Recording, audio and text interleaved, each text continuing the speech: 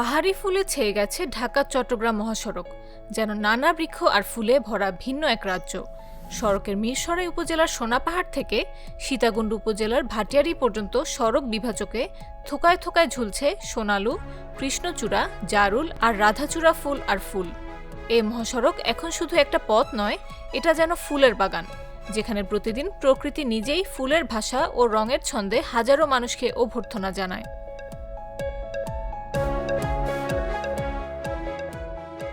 সরেজমিনে দেখা গেছে, মহাসড়কে ফুলের বাহারি শোভা পথ চলতে যে কাউকে মোহিত করে। মিরসরাইয়ের বাড়িয়ারহাট থেকে সীতাকুণ্ডের ভাটিয়ারি পর্যন্ত প্রায় 50 কিলোমিটার এলাকায় সড়ক বিভাজকে ফুটন্ত ফুলের দোল দেখে মনে হবে প্রকৃতির উষ্ণ অভ্যর্থনা। অপূর্ব সংমিশ্রণে ফুটে থাকা ফুলগুলো শুধু চোখ জুড়ায় না, যাত্রিক জীবনে প্রকৃতির এক নিঃশব্দ বার্তা দেয়। শুধু সৌন্দর্যই নয়, এসব গাছ পরিবেশ রক্ষা ও তাপমাত্রা নিয়ন্ত্রণেও ভূমিকা রাখে।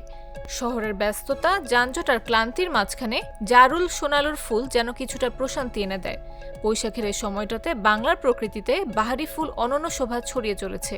গাছের শাখা ছাপিয়ে ঝুমকোর মতো ঝুলে আছে হলুদে ছাওয়া সোনালু ফুল, রক্তিম লালে উত্তাপ ছড়াচ্ছে কৃষ্ণচূড়া। জারুল ফুলের বেগুনি রং মন মাতানো অপরূপ শোভা, যে কারো মনকে ছুঁয়ে যায় নিঃসন্দেহে। সড়কের বিভিন্ন অংশে গাড়ি দাঁড় করিয়ে অনেকে এসব গাছের সঙ্গে ছবি তুলছে, আবার মোবাইলে ধারণ করছে অপরূপ সৌন্দর্যের এমন দৃশ্য।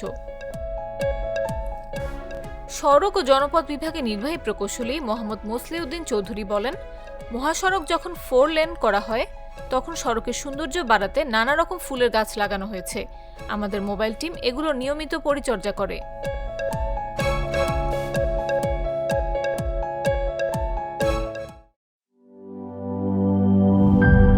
নাটা জেলি আর পানীয়র এক অসম কম্বিনেশন, ড্রিঙ্কো চাবান পানীয়।